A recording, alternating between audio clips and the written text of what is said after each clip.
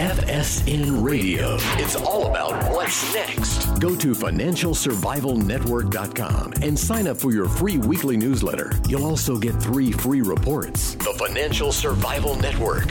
It's all about what's next. Welcome. You are listening to the Financial Survival Network. I'm Kerry Lutz, and today is September 26th, 2017. Month almost over. We get to the dreaded fourth quarter, October, the month of crashes and bashes and you know what else. Anyways, it's time for another Triple Lutz report, and this is episode 431. Yes, everybody else is talking about the NFL, so I guess it's time for me to stick my opinion in it as well. And my opinion, I think you'll find, is much different than anyone else's. How do we put this? Well, I'm going to say that Trump is putting another nail in the mainstream media's coffin with the help of the NFL. Now, look, you know, and I know that President Trump is a buffoon, suffers from low intelligence, and is incapable of any strategic thought or the ability to plan. And the media in the Democratic Party has beaten him at every turn. The last occupant of the White House laid out a carefully laid out minefield, and we all know what happened.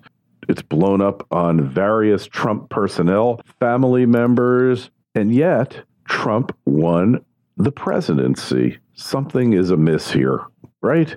And he used something that was carefully resembled an ingenious strategy that saw him winning in blue states that were formerly believed to be unwinnable by a Republican. So what's at play here? There's got to be something more than meets the eye. Perhaps the president has a lot more going for him than is widely believed. Look, if this were not the case, we'd be saying right now, President Hillary Clinton. And the current NFL brouhaha is just a perfect example of Trump's strategic thinking, his ability to look at things in a whole cloth, holistically, rather than events. And one thing I want to specify, I want to emphasize, when you're looking at events in the media, the tendency, and most people do it, I'm guilty of it myself, is to look at each story and each event that's portrayed by the media as a discrete event, as a little bubble, if you will. And the reality is, that's not it. These little bubbles are all connected. They're all related. And when you start to see the relationships between the little bubbles, the events, the news stories of the day, you start to understand or you get a glimpse. You can never really understand it, but you get a glimpse of what is really happening here. And let's look at the NFL imbroglio that's happening now. There's no disputing that the dying mainstream media is Trump's sworn enemy to the death. And therefore, it seems reasonable, to me at least, that Trump will go to any extent necessary to neutralize this enemy force, to win. Trump plays to win. He doesn't play to tie. He doesn't play to draw. He plays to win. You know, you would not be betting on it. Trump, if he goes to the racetrack, he's betting to win. He's not doing place or show. He's looking for winners. And having dealt with him before in a couple of minor legal matters, I can tell you that he looks to hire winners. And when he sees he's got a loser, he cans them. It's really that simple. So some examples, look, whether it's by tweeting at daybreak, when most reporters are starting to come to grips with the day's hangover, or trolling them with deliberate, minor, factual misstatements that send them into a frenzy. Trump is always the aggressor in this war, and he has totally gotten into their decision loop. And that's what you want to do when you're fighting an enemy, is get in their decision loop. So fast forward to sports becoming an accepted avenue of social protest/justice, a perfect venue for the nation's CEO to insert himself into and to watch the ensuing damage spew forth. It's safe to say that Trump's base and many other Americans are sickened by this turn of events. And I mean, it's just obvious that people are. I mean, I'm sick of it myself, and I'm not a real sports fan that much anymore. It's certain sports I like, but really, I'm not a football fan anymore. I got tired of it, and I just think the injuries are too devastating. The injuries are worse in basketball, but there's not head injuries. That's the key. But be it watching ESPN's commentators accuse the president of being a white supremacist or being forced to endure these multimillionaire football players disrespect the flag and the country by kneeling during the national anthem, by playing of the national anthem, most average Americans have had it. Sports used to be the one place you could turn to avoid any reference to politics. But now ESPN has turned into MSNBC with even less gifted commentators.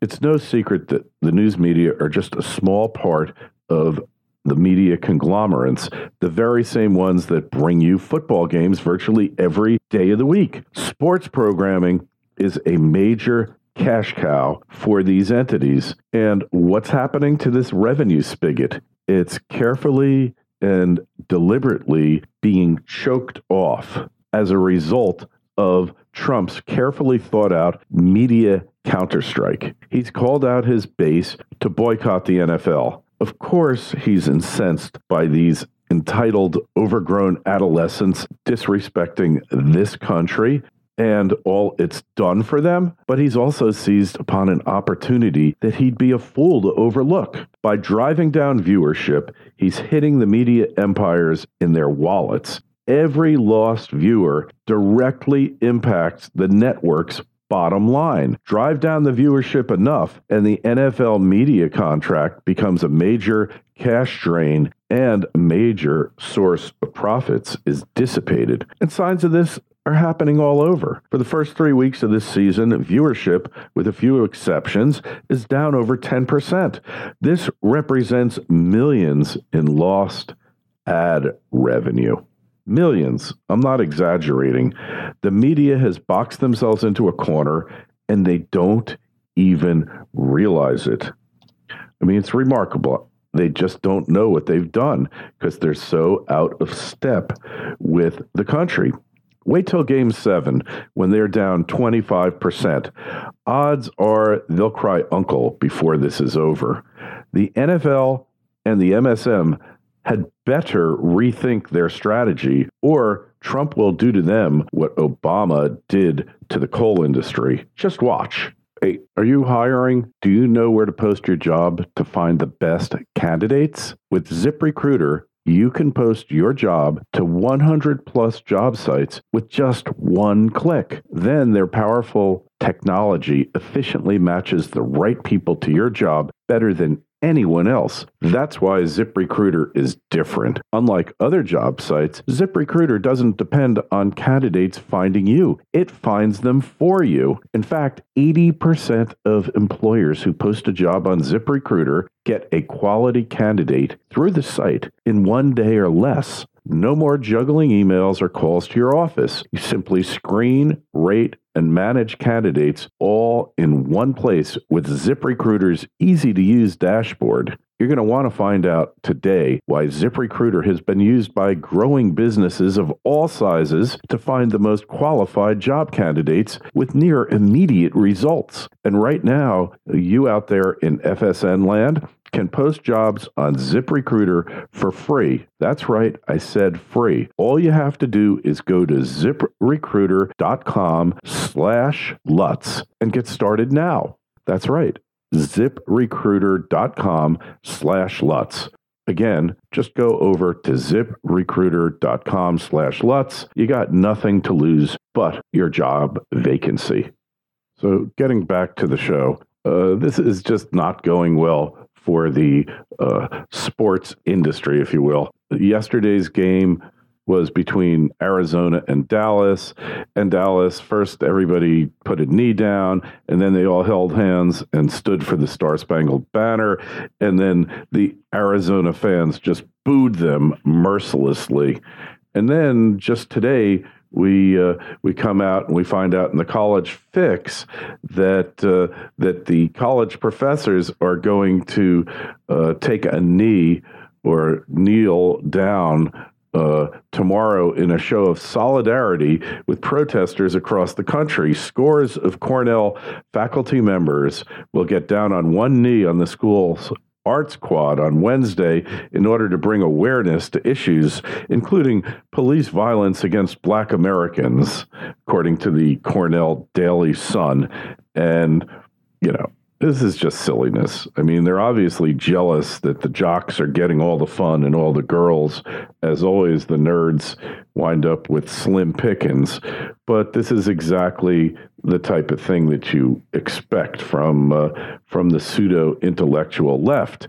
And then, as if that wasn't enough, college hoops coaches busted by the FBI and corruption scheme said coaches with some of the country's top college basketball programs, including former NBA star Chuck Pearson, were arrested Tuesday morning as part of a wide-ranging bribery and fraud probe that was tied to the recruitment of players.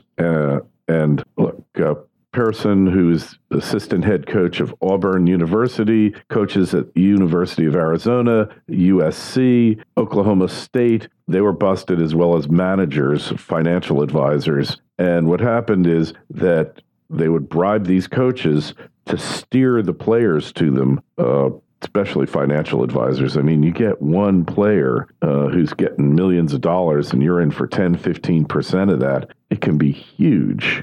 I mean, huge. So as if professional sports didn't have enough problems, and sports in general, but,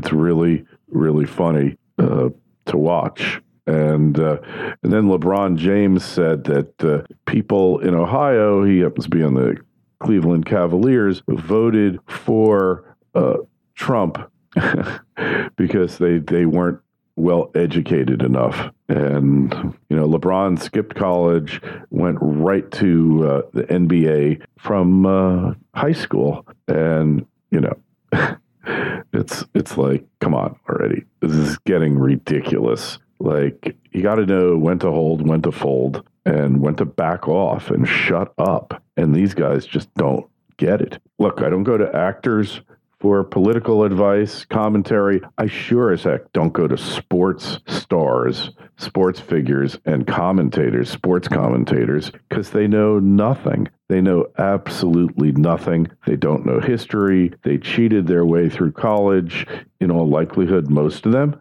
Many of them taking basket weaving 101 to get enough credits to graduate. They made a mockery of the college's academic standards that apply to everyone else but them. So all of this is great. It just brings the whole thing to the forefront. And, even Hillary Clinton's getting into the act. She said Trump attacks black athletes, and he attacks them for protesting peacefully, for equality, for standing up for what they believe. And she claims it is his dog whistle, and he's trying to distract attention from what he is doing, which is absurd. She's just some piece of work. She just can't get out of the life. A bitter clinger. She is really a bitter clinger. And you know what? She deserves it. So in New York State, both majority leaders, both leaders of both houses, the Senate and the Assembly, were convicted of corruption. They both have had their convictions overturned. How do you prove that you pay off a politician and it's okay to give him a gift, but what makes it not a gift is that he's doing something for that money? Well, we'll see what happens with Menendez, Senator Menendez from New Jersey. New Jersey loves crooked politicians. They keep voting them in one after the other. Nothing stops with them. Maybe they'll get with it now. Here's a funny story. A teacher She must have been really upset. Stephanie Tuzo smashed her husband's Porsche with a metal rod. That's just not fair. Do something besides that, like break the television set, but don't smash the Porsche. That's just not fighting fair. That's below the belt, and it should not be allowed. Well, anyways, everybody's got a racial or a sexual bitch about what's happening in America. Enough is enough already. Country is far from perfect. Let's worry about the collapsing economy. It's a lot more important. Oh, and I would be remiss if I didn't mention that Anthony Weiner was sentenced to 21 months in the slammer for improperly sexting with a 15-year-old girl who he knew was 15. Maybe he thought she was 13, so maybe she turned out to be older than he thought. The guy is a weird pervert. Good riddance, Anthony. It's been fun. You could have been somebody. You could have been a contender. You and Hillary, you deserve each other. Huma, well, I won't get into it. But anyways, this has been another Triple Lutz Report. Kerry Lutz signing out. FSN Radio. It's all about what's next. Go to financialsurvivalnetwork.com and sign up for your free weekly newsletter. You'll also get 3 free reports. The Financial Survival Network. It's all about what's next.